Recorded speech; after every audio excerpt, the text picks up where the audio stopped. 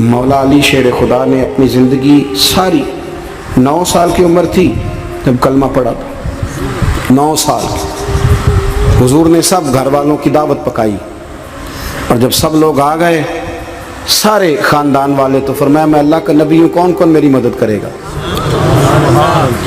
आपको पता है ना कि जब मुश्किल वक्त आता है ना, ये तो तब पता चलता है ना साथ कौन चलता है। अमीर आदमी हो ना जिसके पास 10 करोड़ रुपया हो और वो अपने मकान का तीसरा लेंटर डालने लगे ना, तीसरा, तो सारे बड़े बड़े लोग आके पूछते हैं चौधरी साहब कोई ज़रूरत हुई तो बताना, पैसे पूछे। तो गरीब आदमी की छत गिर जाए तो उसे कोई भी नहीं पूछता, बल्कि जिनसे ताल्लुक़ होता है वो भी मोबाइल बंद कर लेते हैं। वो कहते हैं इसने वापस कैसे कर दें। हज़रत मौला अली उस ज़माने में जब शाम सूंघ गया सबको, हुजूर ने फरमाया कौन कौन मेरे साथ चलेगा। रोटी भी खा ली, घर भी आ गए, सादक और अमीन भी कह दिया, जब का चलेगा कौन कौन, चुप कर गए। तो हज़रत अली कहते जब मैंने हुजूर के चेहरे पर ज़रा परेशानी देखी ना, ये चलते क्यों नहीं, तो आप फरमाते हैं कि अभी मैं खजूर खा रहा था, कुर्ता लंबा पहना हुआ था, सबसे पीछे बैठा था और हज़रत अली का कद भी दरमियाना था। आप फरमाते मैं उठा और खजूर अभी मेरे मुंह में थी, झटपट मैंने उसी तरह निकाल कर जेब में डाल और मैं पंजों के बल खड़ा हो गया, दोनों बाजू खड़े करके कहा हुजूर ये नहीं बोलते तो ना बोले, अना नासिरू का या रसूल अल्लाह, अना हाफिजू का या रसूल अल्लाह। हुजूर आप जहाँ जहाँ कहेंगे अली आपका मददगार बनेगा, दीन की मदद करेगा, और अगर आप तक कोई आएगा तो अली आपकी हिफाजत करेगा। 9 साल की उम्र में चले अली दीन की नौकरी के लिए। फिर बदर में भी पहली साफ में, ओहद में भी पहली साफ में, खंदक में भी पहली साफ में। एक जंग में हुजूर ने कहा अली तू रह जा, इस दफा रह जा, तो अर्ज की रो पड़े हजरत अली, दलेर आदमी थे, रो पड़े। कहने लगे हुजूर आप मुझे बच्चों और औरतों के पास छोड़ के जा रहे हैं, हुजूर मुझे ले चले, मैं मैदान का जिंदगी सारी गुजार दी, सारी जिंदगी गुजार दी। अपने जमाने में आपस का इख्तलाफ भी देखा, सारी जिंदगी शेर खुदा ने दीन को दे दी। कूफे की जामे मस्जिद में 21 रमजान को जब हजरत अली को खंजर लगा ना, तो तारीख में जुमला महफूज है, खंजर लगा ना जब वो 9 साल की उम्र में यारी लगाई, 63 साल उम्र हो गई, जब खंजर लगा तो कहने लगे फुज़्तु बिरब्बिल काबा, मुझे रब्बे काबा की कसम आज कामयाब हो गया हूँ। पानी परन सहेलियां ते रंगा रंग कड़े, असी भरिया उसदा जानिए जिसदा तोड़ चढ़े। कहा देखो भाई मैं आज कामयाब हो गया, मैं कामयाब हो गया। वो जो मैंने कहा था हुजूर मैं साथ रहूंगा, ते लै सजना सा तोड़ निभाई, जान दिती राह तेरे, दे दिया, हर चीज दीन को दे दी। कौन सी प्रॉपर्टी छोड़ के गए पीछे, कौन सा निजाम बना के गए। इमाम हसन भी शहीद हुए, पता है आपको। इमाम हसन का भी दिन मनाना चाहिए कि नहीं, उनके यौम विसाल पे भी कुछ जलसा कर लिया करो, बड़े हैं इमाम हुसैन से। जिधर सारा जमाना चलता है उधर चल पड़ते हो। हदीस में जहाँ जहाँ नाम आया ना, पहला इमाम हसन का है, दूसरा इमाम हुसैन का है, और इमाम हुसैन के अपने जुमले हैं। फरमाते निरा मेरा भाई नहीं, मेरा इमाम भी है, मेरा इमाम भी है। और आप फरमाया करते थे मैंने बड़ी चीज़ें उस हसन से सीखी हैं। जो उन्होंने सीखा एक बताऊं उसमें से, कुछ लोग थके थके हैं आप में से, हालांकि मैं तो ज़्यादा सफ़र करके आया हूँ। अर्ज़ करूँ जो उन्होंने सीखा है, सुनो। इमाम हुसैन खुद बताते हैं, फरमाते हैं कि अब मेरे भाई ना इमाम हसन अपनी एक बीवी को तलाक देना चाहते थे, इख्तलाफ शदीद हो गया, बात तलाक तक आ गई। मुझे पता चला तो मैं पहुंचा, मैंने कहा भाईजान क्या इख्तलाफ है भाभी से, सुना तलाक देने लगे। फरमाया हाँ तलाक दे दूंगा। चली गई है मेके, फरमाया बताएं गलती क्या, क्यों दे रहे हैं। तो इमाम हसन फरमाने लगे हुसैन आपने कुरान नहीं पढ़ा। मैंने कहा जी पढ़ा है, बताएं। कहने लगे अल्लाह फरमाता है हुन्ना लिबासुल लकुम व अंतुम लिबासुल लहुन, मर्द औरतों का लिबास है, औरतें मर्दों का लिबास है। फरमाया मेरी बीवी में कोई कमजोरी होगी तो मैं पर्दा डालूंगा कि दुनिया को बताऊंगा। इमाम हुसैन कहते मैंने उठ के भाई का हाथ चूमा, मैंने कहा आयत मैंने पहले भी पढ़ी थी, तफसीर आज समझ में आई है, तफसीर आज समझ में आई है, मेरे बड़े भाई ने समझाई है, समझ में आई। कहते हैं कुछ दिनों के बाद इमाम हसन ने बीवी को तलाक दे दी। मैं फिर आया और मैंने कहा मेरे शानों वाले भाई आप भी बता दें क्या मसला था। तो कहते मेरा माथा चूमा मेरे बड़े भाई ने और कहने लगे हुसैन छोड़, वो गैर महरम बीबी है, मैं किसी गैर की बातें तेरे साथ क्या करूं, तलाक दे दी, गैर महरम हो गई, अब उसका जिक्र क्या छेड़ना। कहते मैं समझ गया। कि मेरा भाई कुरान की उस रूह को जानता है जो हुसैन तक भी पहुंच रही है। भाइयों, इमाम हसन रदी अल्लाह ताला अन्हु, आपको पता है ये कायनात का वो अजीम शख्स है, हसन इब्ने अली, वो अजीम हस्ती है जिसने ताज छोड़ दिया, तख्त छोड़ दिया, पर नबी पाक की उम्मत को जोड़ दिया। नबी करीम ने इनको अपने साथ बिठा के कहा था, सही बुखारी में मौजूद है, कहा ये मेरा बेटा हसन सैयद है, या मुसलमानों की दो जमातें लड़ेंगी तो ये सुलह कराएगा। हजरत इमाम हसन ने तख्त छोड़ा, ताज छोड़ा, लेकिन मुसलमानों को आपस में इतनी बड़ी कुर्बानी, इतनी बड़ी कुर्बानी। यहाँ तो भाई छोटा सा मसला होता है, मस्जिद में अच्छे भले इमाम साहब नमाज पढ़ा रहे होते हैं, बच्चे पढ़ रहे होते हैं, और मस्जिद में तो तकरीबन 15-20 चौधरी इतवार मस्जिद में होते हैं। थोड़े पिंड तो नहीं है इंज? चलो अल्लाह का शुक्र है जी, इतने नहीं थोड़े ने, चलो अल्लाह करे वो भी नाल ही रल जाए, दरवेश ही चंगी चुदरा दा की करना है। तो वैसे मैंने देखा है थोड़ी सी जो किसी शहर की बड़ी मस्जिद होती है उसमें 15-20 चौधरी होते हैं, और मौलवी साहब की मजबूरी है सब की मान के चलना, दो की ना माने कारी साहब, दो की। अब वो ये नहीं देखेंगे कि दीन का नुकसान हो रहा है, मस्जिद का मसला है, बच्चों का मसला है, उनको तो ज़ात का मसला है, मेरी नहीं मानी लिया था छुट्टी।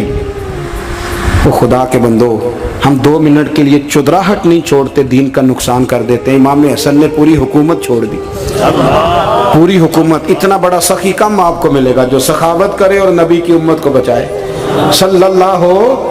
ये बात बयान नहीं होती, अक्सर नहीं होती, शायद पूरे करबला में आपने ना सुनी हो, इल्ला माशाल्लाह। इसको समझे इमाम हसन। और फिर मजे की बात, इमाम हसन भी शहीद हुए, जहर दिया गया, और जब वो शदीद बीमार हो गए ना, जहर असर कर गया, तो इमाम हुसैन आए, बड़े परेशान हुए, रो पड़े, कहने लगे भाई मुझे बताओ किसने जहर दिया।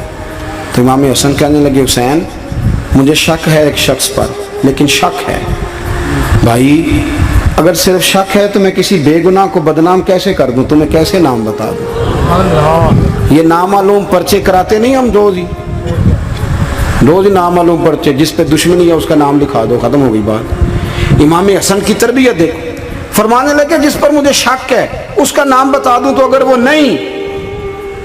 नहीं तो बेगुनाह का जिक्र कैसे कर दूं।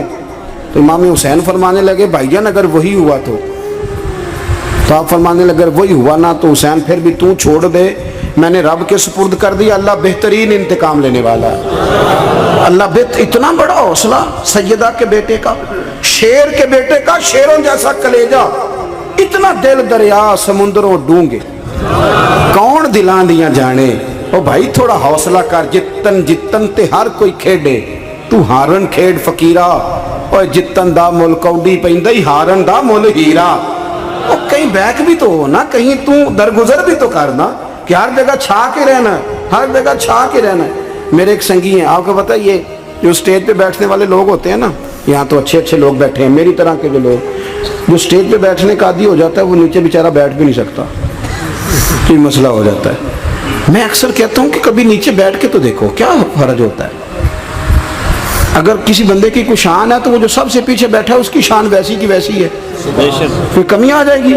कुछ भी नहीं। मुझे जाती तौर पर दयानतदारी से कहता हूँ, मस्जिद में बैठा हूँ, जब मेरे आने पे लोग नारे लगाते हैं मुझे तकलीफ होती है। मैं कहता हूँ यार नबी पाक की नात चल रही थी, उसका अदब ज्यादा है या अजमल कादरी का अदब ज्यादा है? छोड़े आप, जो आया है वो बैठ जाएगा, खत्म हो गई बात। और वैसे भी जो लोग जलसों के लिए मेहनत करते हैं ना, बेचारे इश्तिहार लगाते हैं, मस्जिद की सफाई करते हैं, जो लंगर पकाते हैं, वो तो स्टेज पे आते ही नहीं, हालांकि ज़्यादा सवाब तो उनको मिलता है, वो तो पीछे छुपे होते हैं। मैं कई दफ़ा मुझे पता चल जाए ना इस कारकुन ने ज़्यादा काम किया इस जलसे के लिए, तो मैं उसके कान में कहता हूँ मेरे लिए भी दुआ करी, इसलिए कि तूने मेहनत की है, तेरा अजर और है।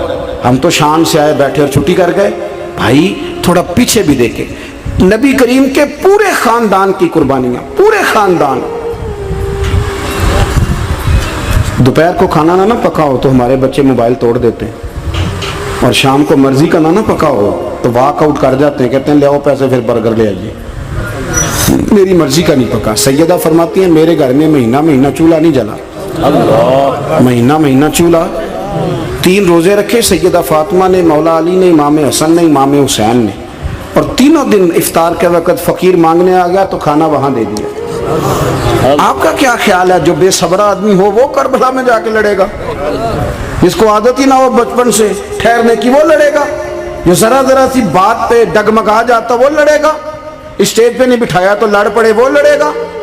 ओ खुदा के बंदो, बड़ा हौसला चाहिए, बड़ा ज़रफ चाहिए। इमाम अली मकाम का एक कद है, उनका एक वकार है, उनका एक हुसन है। इमाम हुसैन रदी अल्लाह ताला अन्हु ने 25 हज किए मदीने से मक्के पैदल जाके। दोनों भाइयों ने हर रोज 10 सिपारे कुरान पाक के इमाम हुसैन पढ़ते थे। हजरत अब्दुल्ला इब्ने जुबैर कहते हैं, मैं सैयदा फातिमा के बेटे हसन और हुसैन से जब भी मिला हूँ, दोनों भाइयों ने रोजा रखा हुआ होता था। उन्होंने अपनी जिंदगी तकवे से गुजारी, परहेजगारी और सखावत। सुभान अल्लाह। पता है सखी मालदार नहीं होता, हुजूर ने फरमाया बंदा दिल का गनी होता है। मालदार तो बंदा बनता ही तब है जब पैसे जमा करे, सखावत करने से थोड़ी मालदार बनेगा। इसलिए दरवेश कहते हैं माला वाले सखी नहीं होंगे, सखियां कोल माल नहीं होंदा। सुने बहुत बड़ी सखावत की अपनी ज़िंदगी में, सारी ज़िंदगी सखावत में गुजार दी, सारी ज़िंदगी। इमाम हसन ने भी, इमाम हुसैन ने जो आया दे दिया, जो आया दे दिया। हज़ारों दिनार आते। एक दिन एक फ़कीर मांगने आ गया तो इमाम हसन हुसैन दोनों थे। कहने लगा मैंने सुना बड़े लजपाल हो, गरीब हो, तो मेहरबानी हो जाए। फिर मैं बैठ जाओ, रिज़्क़ आने वाला है। थोड़ी देर गुजरी तो 3000 दिनार आए। वैसे मेरे को 3 लाख रुपया होते मसीते किन्ने देने चाहिए? मैं अपना तो पूछना, थोड़ा तो पूछिया ही नहीं, मैं मशवरा पे लेना। 3 लाख जो मेरे को होवे तो मसीते किन्ने देने चाहिए? तुसी ज़ाहिर है उनको ध्यानदारी वाला मशवरा ही देना है ना, जी करना जो ही दसना जे ना। कितना 1000 हैं? मैं कभी कभी प्यार से बात सुनाता हूँ। एक संगी मेरे पास आया, कहने लगा सब दुआ करो अल्लाह मैंने पैसे दे, मैं वो राह च देंगा। मैं कही अल्लाह इन 10 करोड़ दे, 9.5 करोड़ तेरे राह दे छेगा।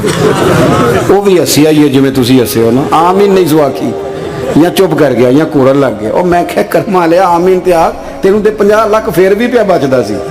लेकिन असी दुआवां भी 9.5 करोड़ देने लिए तैयार, नाराज ना होना, दुआवां भी तैयार नहीं, मिजाज ही नहीं, तबीयत ही नहीं। सैयदा फातिमा ज़हरा के पास 40 ऊँट खड़े थे।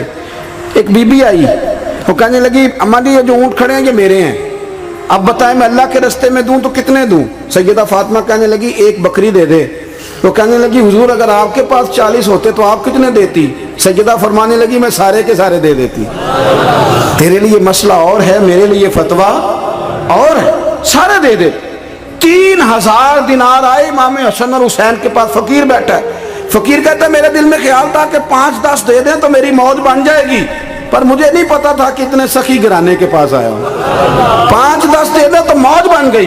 कहते इमाम हसन ने 3000 दिनार मेरी हथेली पे रखे और मेरा माथा चूम के कहने लगे यार मेरा तो ख्याल था कि तेरे इंतजार पर तुझे कुछ मिलेगा, पर ये रख ले, मुझे पता होता कि तुझे इतना मिलना है तो मैं तुझे इंतजार न कराता। जल्दी दे, खुद भीख दे, खुद ही कहे मंगते का भला हो। अपनी जिंदगी नफासत से गुजारी अहले बैत, कुर्बानी दे के गुजारी।